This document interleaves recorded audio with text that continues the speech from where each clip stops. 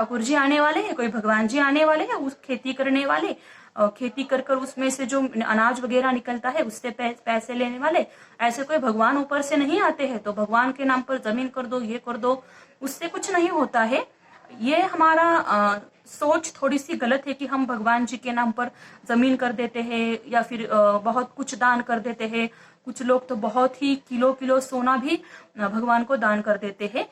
लेकिन मेरा ये मानना है कि भगवान जी को इतना सब कुछ दान, अगर ठीक है आपकी कुछ इच्छा है तो थोड़ा सा देना चाहिए, लेकिन उससे बजाय आपको गरीबों को दान दे दोगे आप तो भगवान प्रसन्न हो जाएंगे। क्योंकि भगवान के ग्रंथों में खुद लिखा है कि भगवान का वास, उनका जो निवास है वो कहाँ पर होता है? इंसान के देह में होता है, इंसान के शरीर में होता है। हर एक के हृदय में, हर एक व्यक्ति के मंदिर, मन मंदिर में या फिर हृदय में भगवान का निवास होता है। तो अगर हम किसी गरीब को अनाज देते हैं या फिर किसी भूखे को रोटी देते हैं, जो प्यासा है उसको पानी देते हैं, या फिर जो गरीब है उसको कुछ दान देते हैं, या फिर जिन बच्चों में पढ़ने की इच्छा तो बहुत है लेकिन कुछ पैसे नहीं है, अगर हम ऐसे बच्चों की मदद करते हैं, उनको कुछ पैसे देते हैं या फिर उनके शिक्षा का खर्चा उठाते हैं, या अगर कोई बीमार है उस बीमार का हम पूरी दवाई वगैरह खर्चा करते हैं, उसको ठीक करते हैं, तो भगवान बहुत ही प्रसन्न हो जाएंगे। बजाय कि भगवान को हम जमीन दान दे दे या फिर सोना दान दे दे या फिर पैसे दान दे, इससे बजाय भगवान का दिल बहुत अच्छा होता है। भगवान ये कभी नहीं कहता है कि मेरे मंदिर में आकर तुम मुझे किलो किलो सोना दे दो या फिर जमीन दे दो। अगर हम भगवान के बजाय वही पैसा गरीबों को दे देंगे या फिर गरीबों के लिए कुछ करेंगे, उनके बच्चों को शिक्षित करेंगे, उनको शिक्षा देने के लिए पैसे वो खर्च करेंगे, उनको खाने पीने की चीजें ला कर देंगे, भूखे को अन्न दो, प्यासे को पानी दो, ये हमारा शास्त्र बताता है। तो अगर हम ऐसा करेंगे तो भगवान जरूर प्रसन्न होंगे। लेकिन ये जो महंत वगैरह है ये क्या बता रहे हैं कि तुम मुझे दान दे दो, मुझे मतलब उस भगवान के नाम पर, ठाकुर जी के नाम पर दान दे दो, तो भगवान बहुत ही प्रसन्न हो जाएंगे और तुम सीधे बैकुंठ, बैकुंठ मतलब जहाँ हमारे धर्मशास्त्र बताता है जहाँ पर भगवान विष्णु जी या फिर अन्य भगवान जी निवास करते हैं, वहां पर जाओगे और तुम्हारी कीर्ति जो है, कीर्ति जगमगा उठेगी। मतलब तुम्हारा बहुत नाम होगा इस संसार में, इस दुनिया में। जब तक चांद सूरज रहेंगे तब तक लोग तुम्हें याद करेंगे। ठाकुर जी के नाम पर जमीन लिख देना तुम्हारे जीवन का महादान होगा। देखो ये महंत अब समझा रहे हैं कि ठाकुर के नाम पर तुम अपनी जो 15 बीघा जमीन है वह दे दो, तुम्हारा बहुत ही बड़ा नाम होगा और यह बहुत बड़ा महादान, मतलब बहुत ही बड़ा यह दान होगा और तुम्हारा बहुत ही बड़ा, जब तक चांद सूरज रहेंगे तब तक तुम्हारा नाम होगा। दरअसल ऐसे नहीं होता है। आपने देखा होगा कि शिरडी के साईं बाबा के मंदिर में या फिर जो तिरुपति बालाजी है वहां पर बहुत लोग दान देते हैं। शिरडी में तो बहुत दान देते हैं, बालाजी में भी बहुत किलो किलो सोना दान देते हैं। लेकिन उनसे ज्यादा लोग जो दान देने वाले हैं, उनसे ज्यादा लोग किसको मानते हैं? जो अभी ये जो समस्या आ गई है कोरोना वायरस की, तो अभी जो लोग दान दे रहे हैं ना, लोग उनको मान रहे हैं। जैसे कि आपने भी देखा होगा, मैंने भी देखा है कि बहुत सारे जो कलाकार है वो भी, जैसे कि अक्षय कुमार है या फिर रतन टाटा जी है या फिर सोनू सूद है, ऐसे बहुत सारे लोग दान दे रहे हैं, गरीबों की मदद कर रहे हैं। तो इन लोगों का ज्यादा नाम हो रहा है बजाय उनके कि जो मंदिरों में दान देते हैं। तो हमें सिर्फ नाम होने के लिए दान नहीं करना चाहिए, नाम होने के लिए हमें महान कार्य नहीं करने चाहिए, दूसरों की मदद करने के लिए हमें महान कार्य करने चाहिए। साधु संत तुम्हारे पांव पखारेंगे, पांव पखारना मतलब पूजेंगे वो तुम्हें, सभी तुम्हारा यशोगान करेंगे, यशोगान मतलब यश का गुणगान करेंगे। तुम्हारा यह जीवन सार्थक हो जाएगा। अपनी शेष जिंदगी, शेष मतलब बची हुई जो जिंदगी है, तुम इसी ठाकुरबाड़ी में गुजारना, तुम्हें किसी चीज की कमी नहीं होगी। एक मांगोगे तो 4 हाजिर हो जाएगी। हम तुम्हें सिर आंखों पर उठाकर रखेंगे। देखो अब ये जो महंत है, जो साधु है ठाकुर बाड़ी का, उस मंदिर का, यह हरिहर काका को बहुत ही मीठी मीठी बातें बनाकर ठग रहा है या फिर फंसा रहा है कि तुम्हारी जो बची हुई जिंदगी है तुम आराम से गुजार देना, तुम्हारे यहाँ सेवा करने के लिए बहुत सारे लोग होंगे, तुम एक चीज मांगोगे तो तुम्हारे लिए 4 हाजिर हो जाएगी। और हम तुम्हें सिर आंखों पर उठाकर रखेंगे, मतलब तुम्हारी साथ बहुत ही अच्छे से रहेंगे, तुम्हारे सभी कार्य पूरे करेंगे और तुम्हारा सब कहना मान लेंगे। ठाकुर जी के साथ साथ तुम्हारी भी आरती हो जाएंगी। भाई का परिवार तुम्हारे लिए कुछ नहीं करेगा। पता नहीं पूर्व जन्म ने तुमने कौन सा पाप किया था कि तुम्हारी दोनों पत्नियां अकाल मृत्यु को प्राप्त हुई। अब वो कहते हैं कि तुम्हारे भाइयों से तुम्हें क्या मिलता है, हम तुम्हें सब कुछ दे देंगे। और पता नहीं तुमने पिछले जन्म में ऐसा क्या पाप किया था कि तुम्हारी जो दोनों पत्नियां हैं वह अकाल मृत्यु मतलब कम उम्र में जिसकी मृत्यु होती है उसको अकाल मृत्यु कहते हैं, कि तुम्हारी दोनों पत्नियों की इतनी कम उम्र में मृत्यु हो गई। तुमने औलाद का मुंह तक नहीं देखा, औलाद मतलब बच्चे। अपना यह जन्म तुम अकारत न जाने दो, अकारत मतलब ऐसे बेकार मत जाने दो तुम अपना जन्म। ईश्वर को 1 भर दोगे तो 10 भर पाओगे। मैं अपने लिए तो तुमसे मांग नहीं रहा हूं, तुम्हारा यह लोक और परलोक दोनों बन जाए, इसकी राह में तुम्हें बता रहा हूं। अब वो कह रहे हैं कि मैं अकारत बेकार की बातें तुम्हें नहीं बता रहा हूं, तुम्हारा यह जो जन्म है वह सार्थक हो जाएगा अगर तुम भगवान जी के नाम पर जमीन कर दोगे। क्योंकि वह कहता है कि मैं खुद के लिए नहीं मांग रहा हूँ, मैं भगवान के लिए मांग रहा हूँ। दरअसल हमारे हिंदुस्तान में ऐसे बहुत सारे लोग हैं। अगर हम अभी देखते हैं कि गणपति उत्सव आता है, नवरात्रि आती है, ऐसे ही जो मंडल के लोग होते हैं वह तुरंत चंदा मांगने के लिए आ जाते हैं। या फिर अगर गांव में कुछ प्रोग्राम हो भगवान से रिलेटेड, जैसे कि दही हंडी हम मनाते हैं या फिर और दूसरे कोई उत्सव मनाते हैं भगवान के नाम पर, तो ये चंदा मांगने वाले जो लोग होते हैं बहुत ही आते हैं और वो खुद के लिए नहीं मांगते। वो कहते हैं अरे भगवान प्रसन्न हो जाएगा, भगवान के लिए चाहिए, मंदिर में ये करना है, मंदिर में वो करना है। दरअसल कौन से भी भगवान नहीं कहते हैं कि मेरे मंदिर को इतने अच्छे से डेकोरेशन करो या फिर मेरे मंदिर पर इतना खर्चा करो, क्योंकि भगवान उससे प्रसन्न नहीं होते हैं। अगर हम सच्चे मन से भगवान को फूल भी चढ़ाते हैं ना, या फिर सिर्फ अगर भगवान को कुछ छोटा सा प्रसाद भी चढ़ाते हैं ना, तो भी भगवान, अगर हम प्यार से चढ़ाते हैं, मन से चढ़ाते हैं, दिल से चढ़ाते हैं, तो भगवान खुश होते हैं। भगवान को इतने बड़े करोड़ों की या फिर इतने लाखों की जमीन नहीं चाहिए होती है, उससे भगवान कभी खुश नहीं होते हैं। अगर हम भगवान का मन से नाम स्मरण कर ले, मन से उनके भजन पूजन कर ले, तो भी भगवान प्रसन्न होते हैं। भगवान को प्रसन्न करने के लिए जो महंत कह रहा है कि इतनी सारी जमीन तुम दान में दे दो, तो इसकी कोई जरूरत नहीं होती है। भगवान का मन से नाम स्मरण कर लो, मन से पुकार लो, भगवान प्रसन्न हो ही जाते हैं। अब ये कहता है कि इसकी राह मतलब इसका जो सोल्यूशन है भगवान को पाने का या फिर तरीका जो है वो मैं तुम्हें बता रहा हूं। हरिहर देर तक महंत जी के बातें सुनते रहे। महंत जी की बातें उनके मन में बैठती जा रही थी। ठीक ही तो कह रहे थे महंत जी, कौन किसका है? 15 बीघे खेत की फसल भाइयों के परिवार को देते हैं, तब तो कोई पूछता नहीं। अगर कुछ न दे तब क्या हालत होगी? उनके जीवन में तो यह स्थिति है। मरने के बाद कौन उन्हें याद करेगा? सीधे सीधे उनके खेत हड़प जाएंगे। ठाकुर जी के नाम लिख देंगे तो पुश्तों तक के लोग उन्हें याद करेंगे। देखो अब हरिहर काका जो है उनका मन परिवर्तन होने लगा था। अब वो कह रहे थे कि ये जो महंत है, महंत जी की बातों में ये आने लगे थे, क्योंकि महंत जी बहुत ही प्रेम से, बहुत ही प्यार से भगवान का ज्ञान उनको दे रहे थे, इसलिए उनकी बातों में अब हरिहर काका आ गए थे।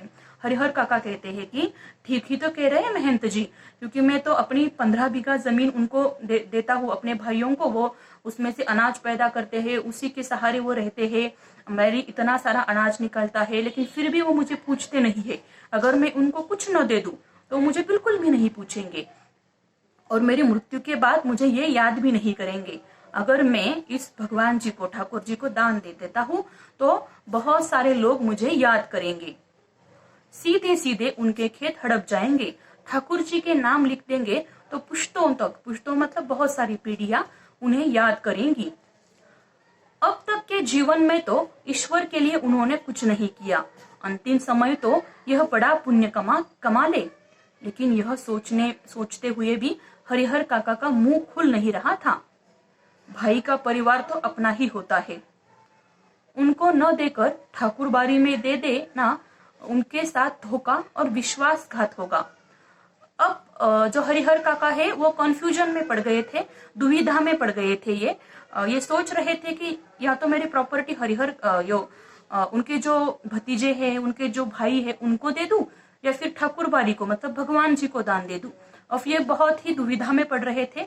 वो सोच रहे थे अगर मैं अपने भाइयों को मेरी जो जमीन है वह न दूं तो उनके साथ ये बहुत ही धोखा होगा और विश्वासघात जैसा होगा, क्योंकि वो मेरे खून के रिश्तेदार है, खून के भाई है, वो खून का रिश्ता है अपना। इसलिए वो कहते हैं कि अब मैं क्या करूं, बहुत ही दुविधा में ये पड़ रहे थे। अपनी बात समाप्त कर महंत जी की प्रतिक्रिया जानने के लिए हरिहर की ओर देखने लगे। उन्होंने मुंह से तो कुछ नहीं कहा, लेकिन उनके चेहरे के परिवर्तित भाव महंत जी की अनुभवी आंखों से छिप न रह सके। अपनी सफलता पर महंत जी को बहुत खुशी हुई। देखो, अब हरिहर काका कुछ जवाब नहीं दे रहे थे।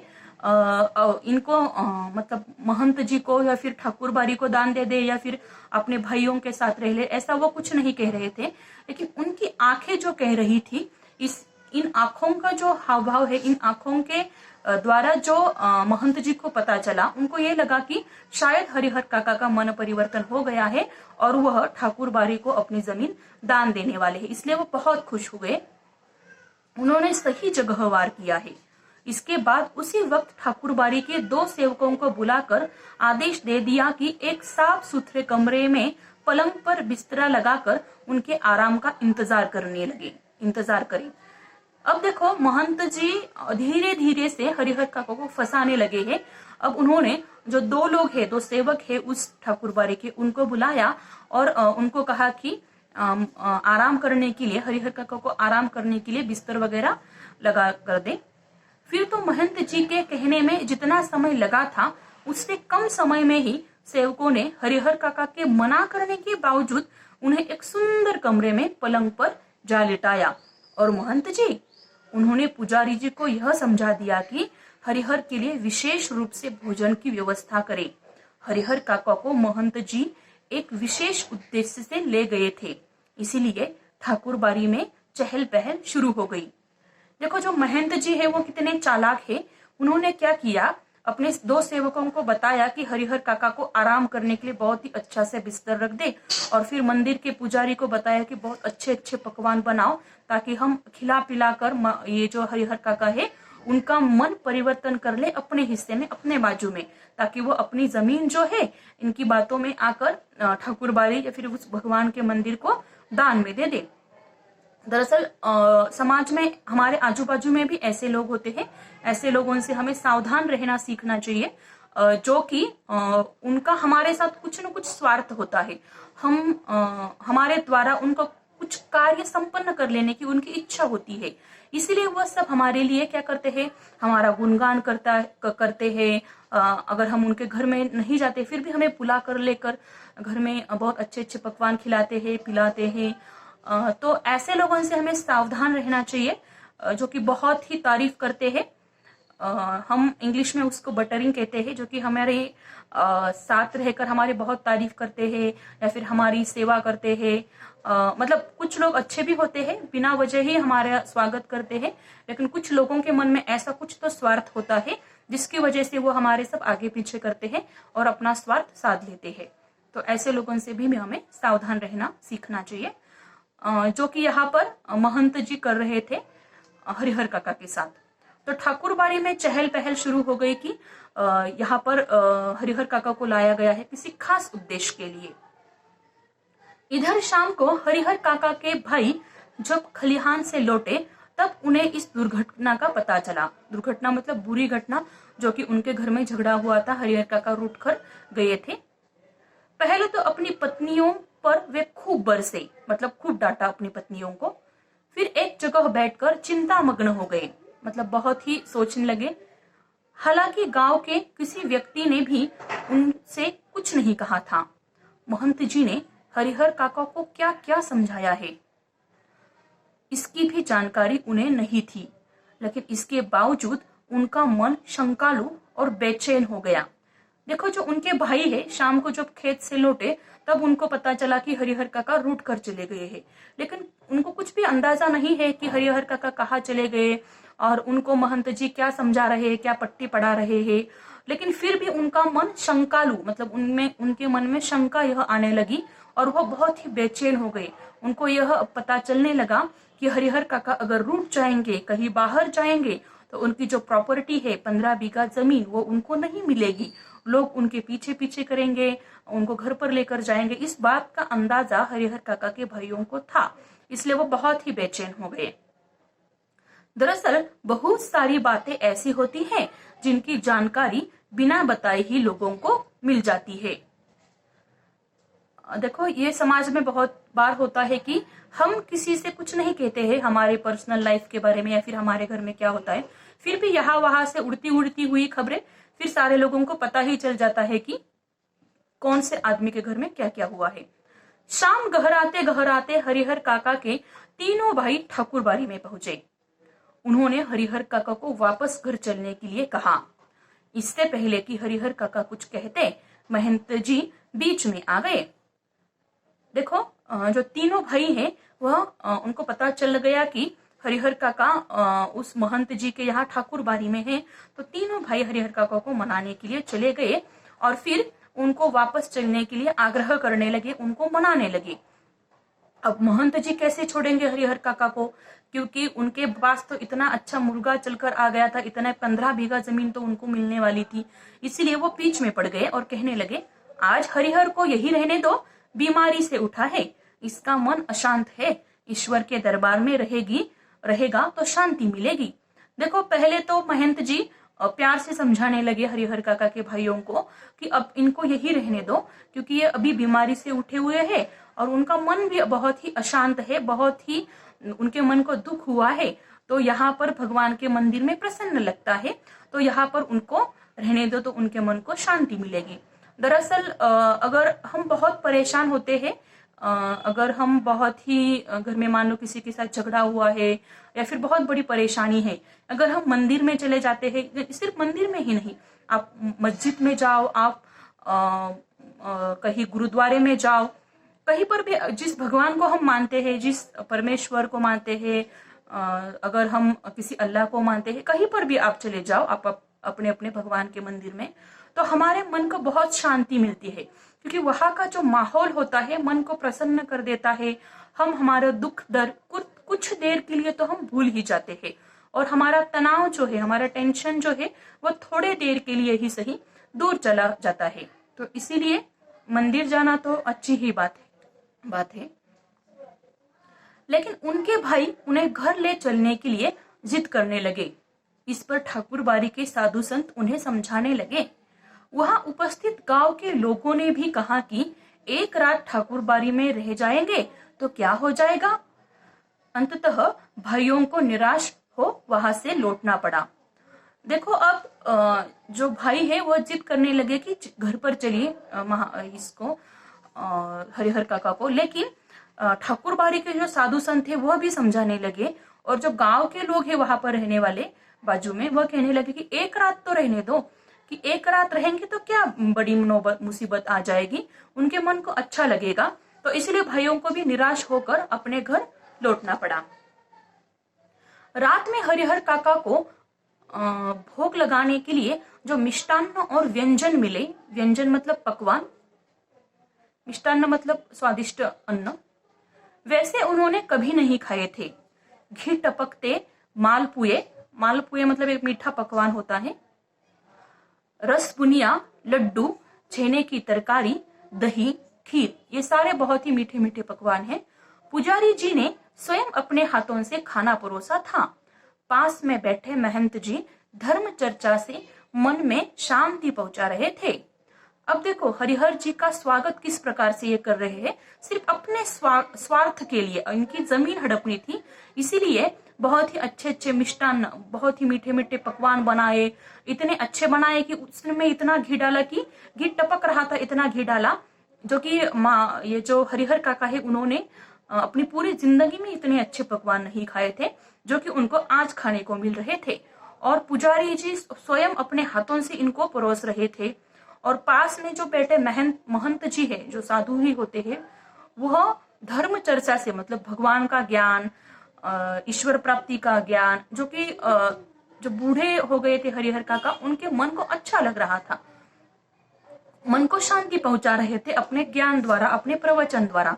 मतलब एक तरफ शरीर को खाने के लिए अच्छे अच्छे पकवान मिल रहे थे और मन को प्रसन्न करने के लिए अच्छा अच्छा ज्ञान महंत जी हरिहर काका को दे रहे थे। एक ही रात में ठाकुरबाड़ी में जो सुख शांति और संतोष पाया, वह अपने अब तक के जीवन में उन्होंने नहीं पाया। देखो, एक ही रात में इतना अच्छा सुख शांति और संतोष मिला, मतलब समाधान मिला हरिहर काका को, कि पूरी जिंदगी उन्होंने यह समाधान नहीं पाया था।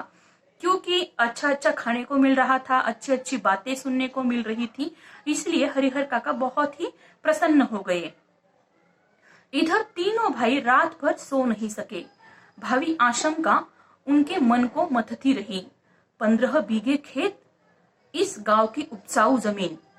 लेकिन ये जो तीनों भाई है, हरिहर काका का तो मजे में चल रहा था उस ठाकुरबाड़ी में, क्योंकि अच्छा अच्छा खाने को मिल रहा था, अच्छी अच्छी बातें सुनने को मिल रही थी।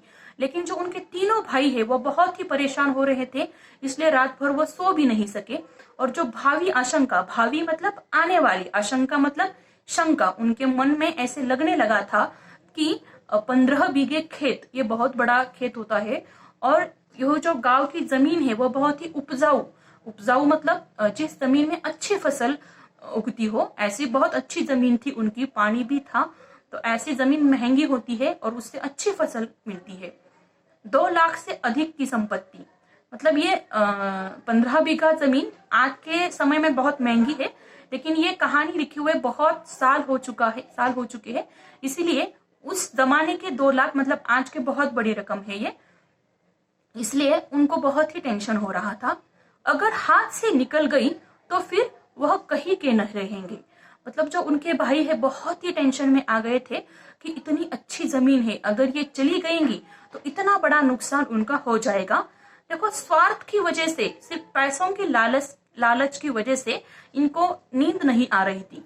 दरअसल ये कुछ कंगाल नहीं थे, इनके हिस्से में जो आती थी, हर एक भाई के हिस्से में 15-15 बीघे जमीन आती थी। इनको 60 बीघे जमीन थी टोटल, और ये 4 भाई थे, हर एक के हिस्से में 15 बीघे जमीन आ रही थी। लेकिन स्वार्थ और लालच, और चाहिए, यह जो लालच होता है ना, वह इंसान को कभी भी शांत नहीं बैठने देता है।